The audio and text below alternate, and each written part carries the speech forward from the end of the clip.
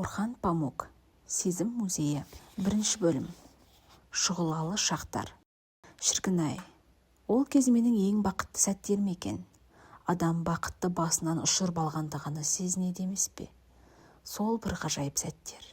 Бақыттың риясыз күлкісіне толы күндерім, минуттарым, секундтарым мен үшін сондай қастерлі еді.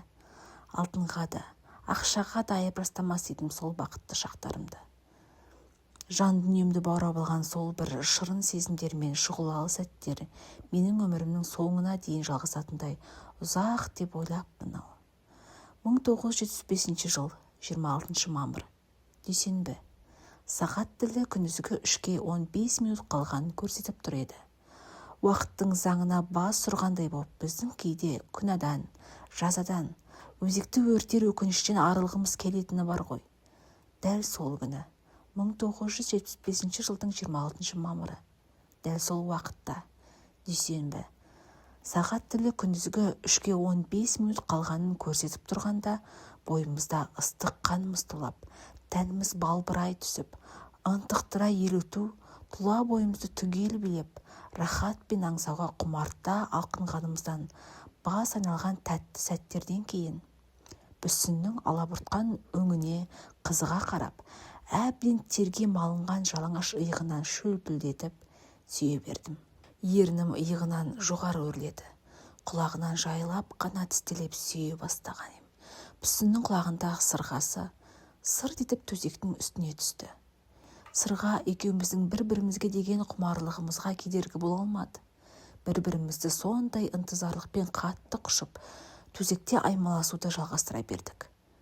Бүсіннің оттай ыстық демін сездім. Ұйқыда не ояу екенімді, мас не сау екенімді айыра алмас халге түскендеймін.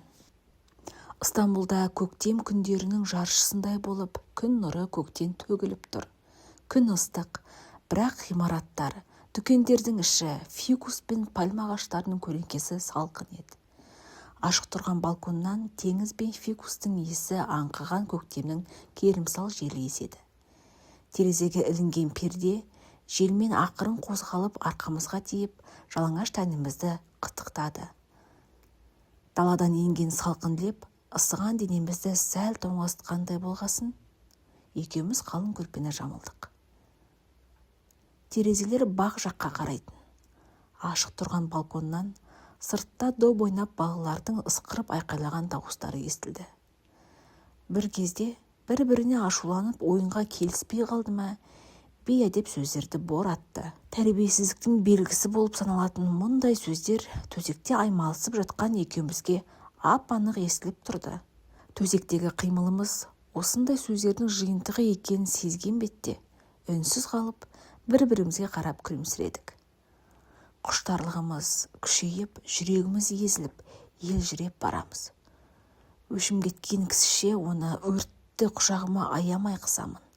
Бүсінде өртене құшып, аялай сүйе берді. Өрттей лаулаған асау сезімдеріміз доп ойнаған балалардың боғау сөздерінде, төсекке сырт етіп түскен сырғаны да ойлауға мұрша бермеді. Бойымыздағы ыстық қан қайта тулап, бір-бірімізді қатты құшақтаттық. Төсектегі аймаласуымыз ұзаққа созылды.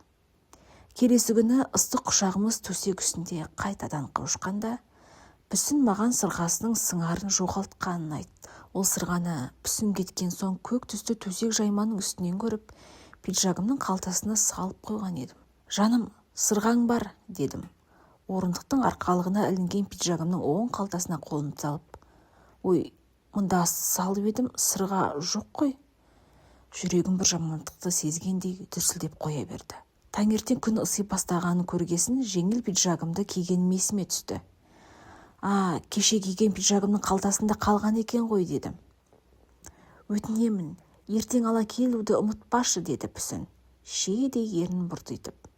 Жақсы, ұмытпаймын, дедім, қып-қызыл ернен құшырлана сүйіп. Осыдан 1 ай бұрын Бүсін есімнен әлдеқайда шығып кеткен алыстау бір ағайынымыздың 18 жасар сұлу қызы болатын.